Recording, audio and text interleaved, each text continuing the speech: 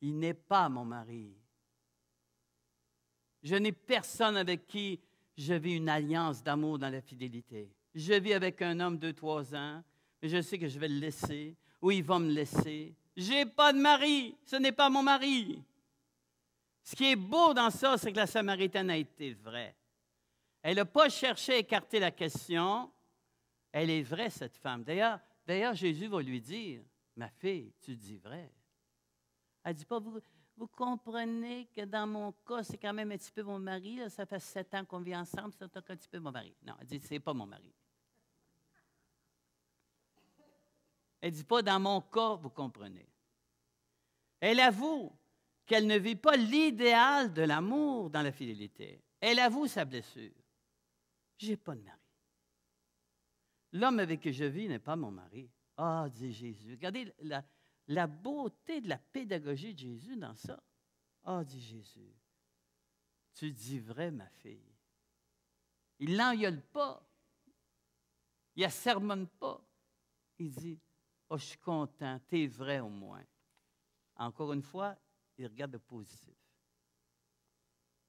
Puis là, il va lui dire quelque chose d'extraordinaire vis-à-vis les chiffres, le symbolisme des chiffres dans la Bible.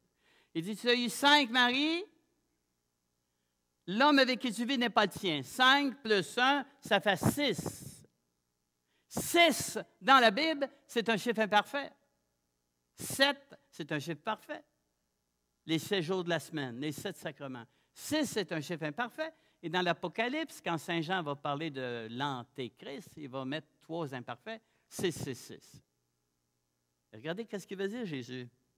Tu as eu 5 maris, l'homme avec qui tu vis n'est pas le tien. 5 plus 1, ça fait 6. C'est moi le 7e que tu cherches, ma fille. C'est moi l'amour.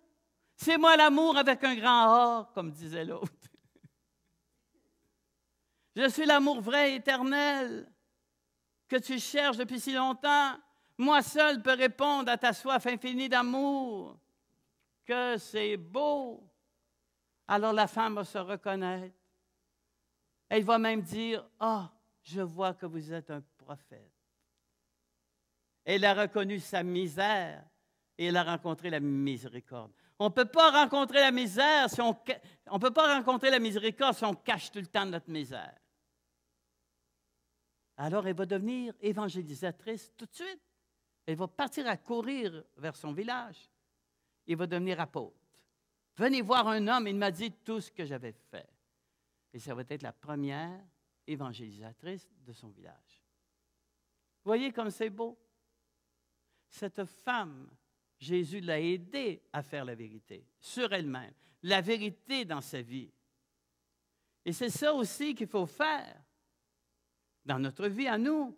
Faire l'expérience de la miséricorde, de l'amour miséricordieux de Dieu, mais aussi faire la vérité sur nous, arrêter de nous cacher. C'est incroyable, je donne des retraites parfois, puis quasiment à chaque retraite, il y a des gens qui pourtant semblent très, très bien, qui viennent me voir, ils ont dit, mon père, j'ai toujours caché ça. Ça fait 25 ans, ça fait 15 ans.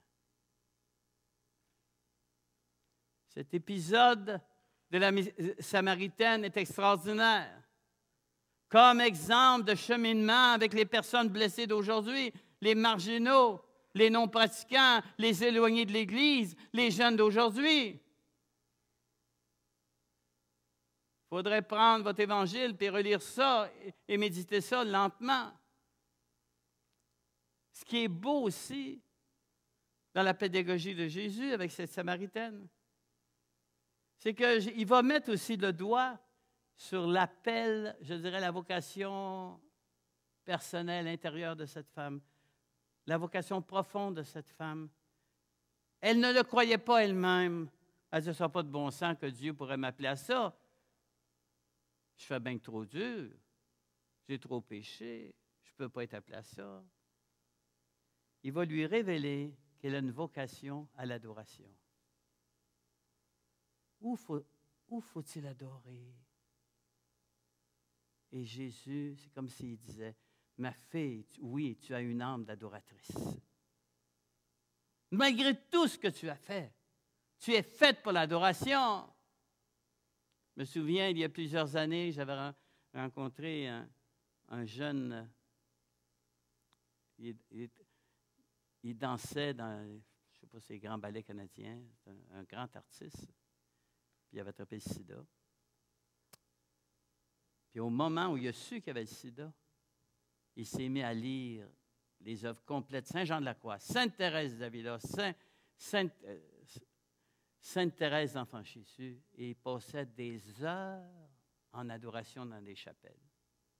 Eh bien, ce pauvre jeune blessé qui avait cherché toute sa vie est mort comme un saint. Au cœur de sa misère, Jésus lui a donné sa miséricorde.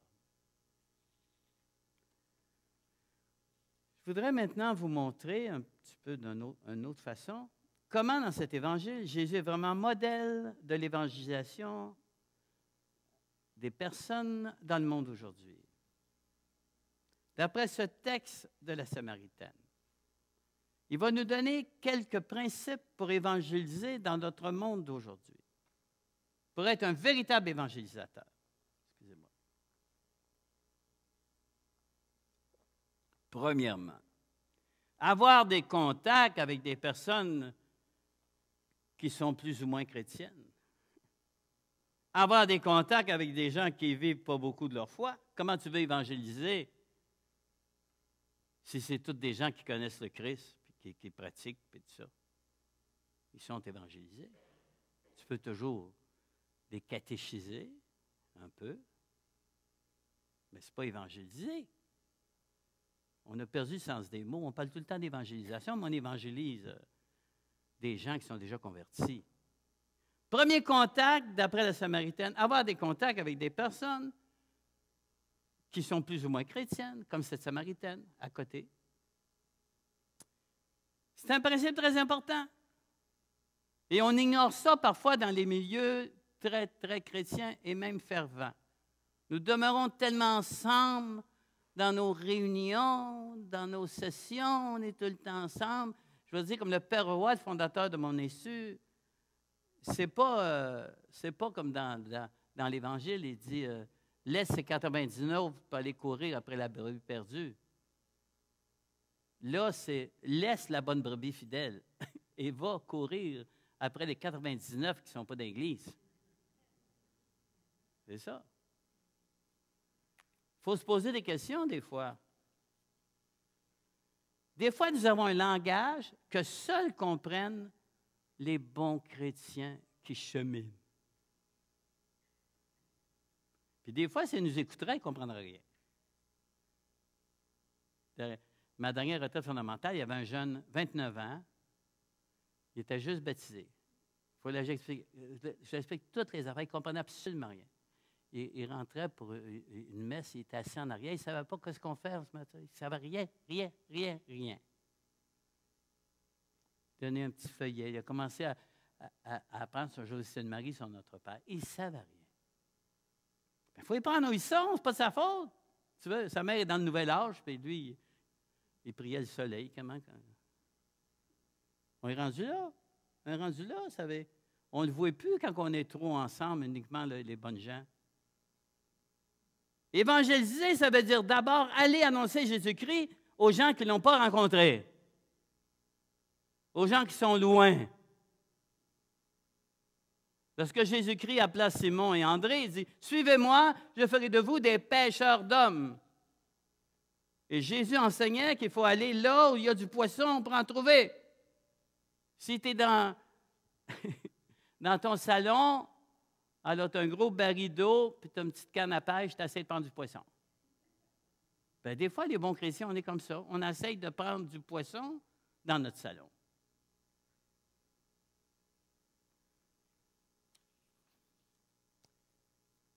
Nous tenons des fois même des soirées d'évangélisation où il y a bien peu de non-chrétiens ou de gens non-pratiquants.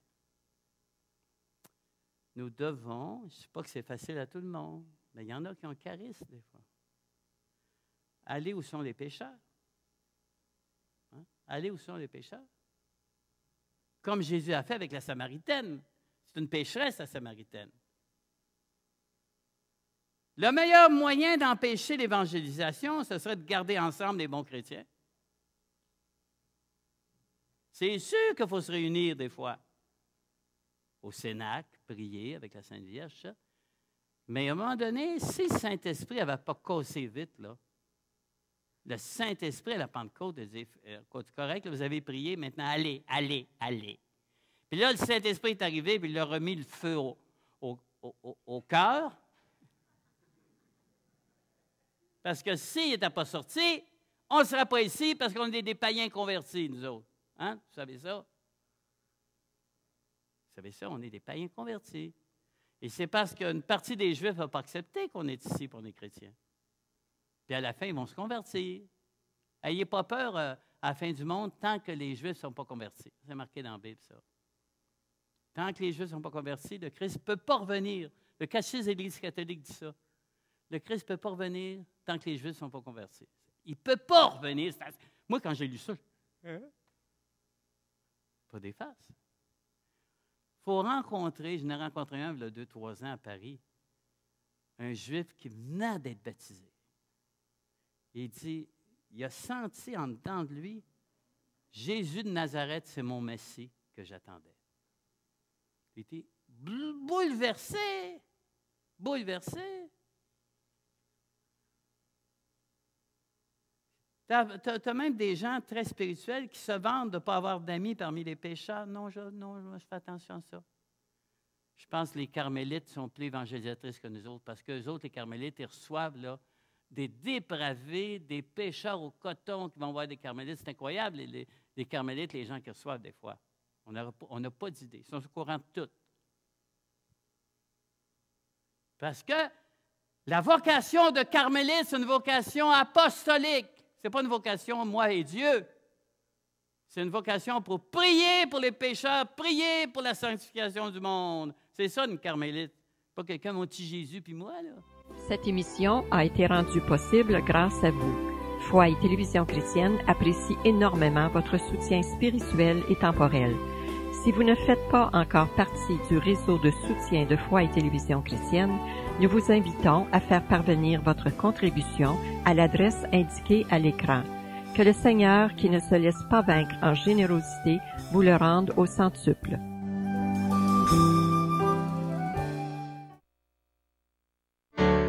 Moi, je suis venu pour que les hommes aient la vie en abondance.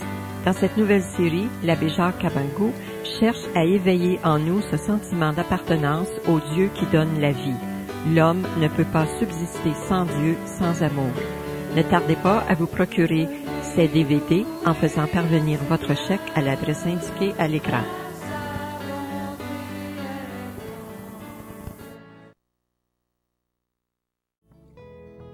L'empreinte de l'Esprit Saint dans la vie du chrétien. Dans cette nouvelle série, l'abbé François Kibwenge explique que le baptême a laissé en nous l'empreinte de l'Esprit Saint. Aujourd'hui, quel type de chrétien, de chrétienne suis-je? Que veut dire ivresse de l'Esprit Saint? Ne pas contrister l'Esprit Saint. Ne tardez pas à vous procurer les DVD L'empreinte de l'Esprit Saint dans la vie du chrétien en faisant parvenir votre chèque à l'adresse indiquée à l'écran.